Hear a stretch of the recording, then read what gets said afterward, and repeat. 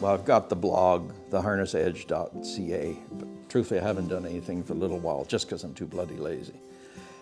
I've been immersed in this jog cart thing, and I've really enjoyed it a lot. And there's the idea of saving something and making it better.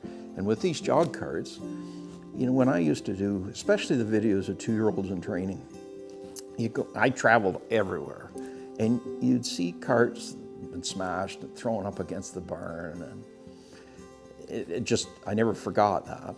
And because racing guys, first of all, they're notoriously bad caretakers of equipment, and they just throw it away and go get a new one.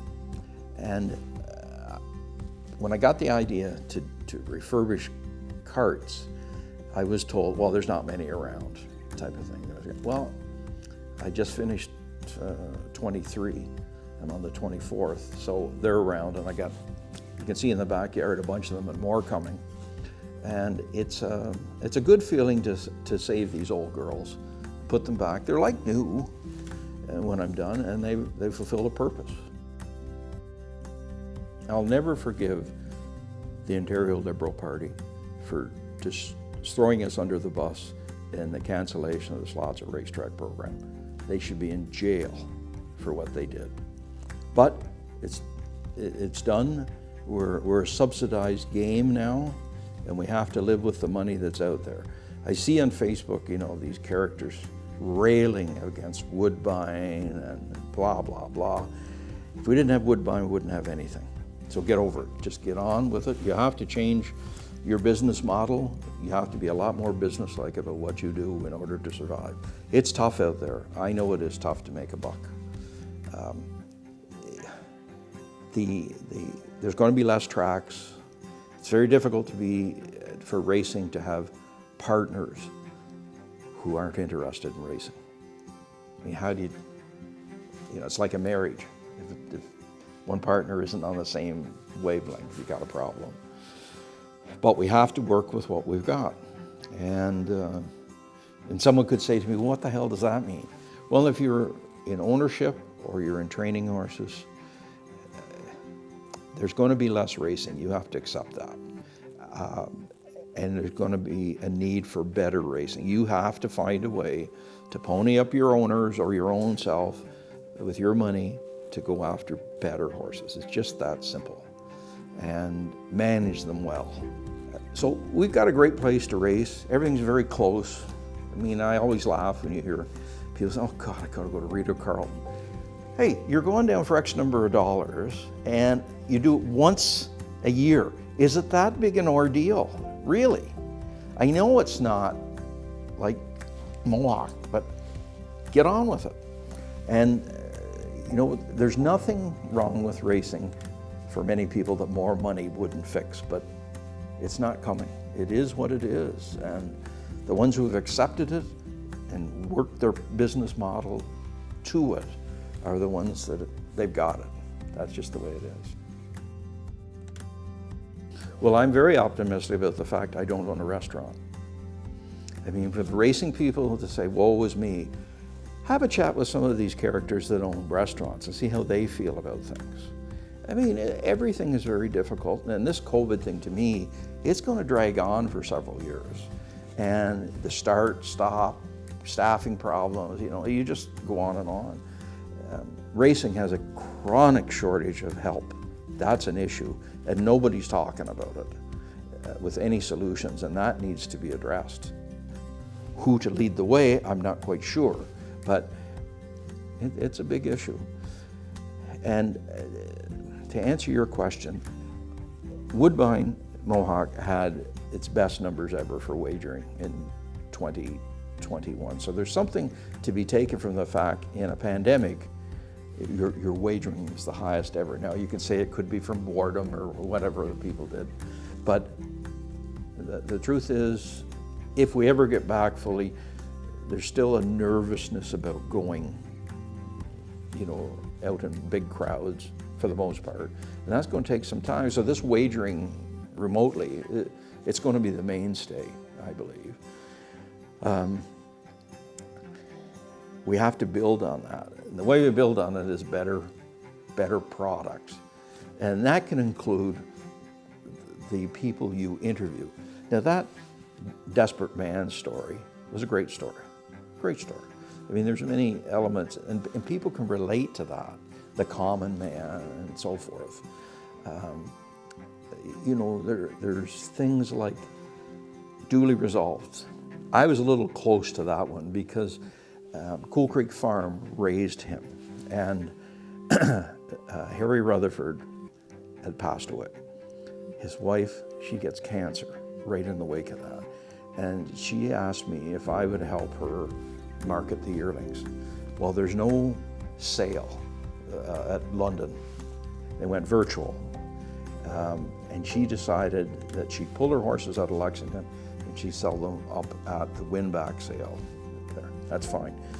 But we didn't know if it was going to go for sure or not because of the COVID business. So we decided we had to start pursuing trainers to come to the farm. I was stunned at the number that had never been to Cool Creek. I mean, I thought, they are one of the premier breeders of trotters. They punched over the weight for years. So we come up with a list and invited them out, showed them, there's only 5 yearlings, showed them all and so forth, and one of them was duly resolved. Now, I wasn't there for every showing, but I was there probably for 15 of them anyway. And I was stunned that there were only 2 guys out of 15 who zeroed in on him. One was Ben Béargent, because he had had the mother, and the other one was John Bax, who was like a dog with a bone. The horse had a bump on his leg because he'd got his leg caught in a gate, and it was superficial. They'd had it x-rayed and whatnot, but people didn't accept that, and they stayed away from him. So the horse sold in Lexington, and John went all the way down, bought him for $30,000. And I've talked to him about, like, how are you the only one that could accept that flaw? And he just said, I just didn't think it was anything more than superficial. And of course, he went on and won $600,000. And he's not a champion, but everybody'd kill to have one like him. That's a great story. For the guy on the street reading a piece, if he can read it, about how there were 4 entities that owned the horse, and they all, none of them had had a horse like this before.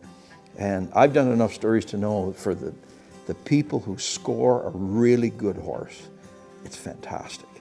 You know, you don't have to host your relatives for dinner because you got to go away to watch the horse race or whatever. And people love stuff like that, love stuff. Human interest stories, and there's more of them out there than we're getting out there now. We have to do more. I work with some really good people at the Harness Edge. I mean, they were, in my view, the best of the best. And no man's an island, and I couldn't have done it without Heather and Catherine and Marion. She kept the money, so obviously she had some say. I am very proud of the fact that, for the most part, there's not too many people out there that hate me. If they'd say, they wouldn't say, what a cheating bugger he is. They can't say that. I can't imagine trying to have done what I did without having great relations and access to all the people. I mean, I still have a Rolodex, believe it or not. But I mean, I had one breeder one time said, you know, Harold, if you die, would you leave me that in your will? And because I had private numbers and so forth, and I never abused them, I'm not on all the time, and I would call them at an appropriate time to talk about things. And the fact they took my call said a lot to me. I was very appreciative of that. And they might not necessarily agree with what I wrote or whatever, but it was never a slanderous attack or anything like that. And those are the things that probably stick with me the most. And I'm proud of the fact the magazine, particularly, like it was bootstrapped, like from nothing. And it really did tremendously well there at one point before the Liberals had their way with us. And this thing here, I sort of thought, well, I'm just like Steve Jobs. You know, I started out of a garage. The numbers are going to be a little different, but the same idea. And to start something from nothing, it's very satisfying. You know, there's not many people that I've met in my life who said my life's work was exactly what I wanted. I had fun at it. There wasn't a lot of negative days, particularly with the harness edge. But even when I was a trot, you know, I couldn't wait to get out of bed in the morning. Let's rock and roll type of thing. And it was the challenge. It wasn't the money. The money is fine, but it was the act of accomplishing something. And if someone said, someone knew it, Dave brought up, do you miss your involvement in racing? I said, every day, all day. Because I was right in the cauldron all the time. And you're saying about the difficulty you fellows have in sort of getting story leads. It wasn't that much different, but I would be talking with so many people, and they're a gossipy bunch, this crew in racing, and they love to say, did you hear about so-and-so? Or they'd have a joke, and one I've always loved was, how do you know who's going to be the best catch driver? I give up. The one who's got the biggest alimony payment. I loved it. You know, those are the kind of things that make it all worthwhile to be involved in.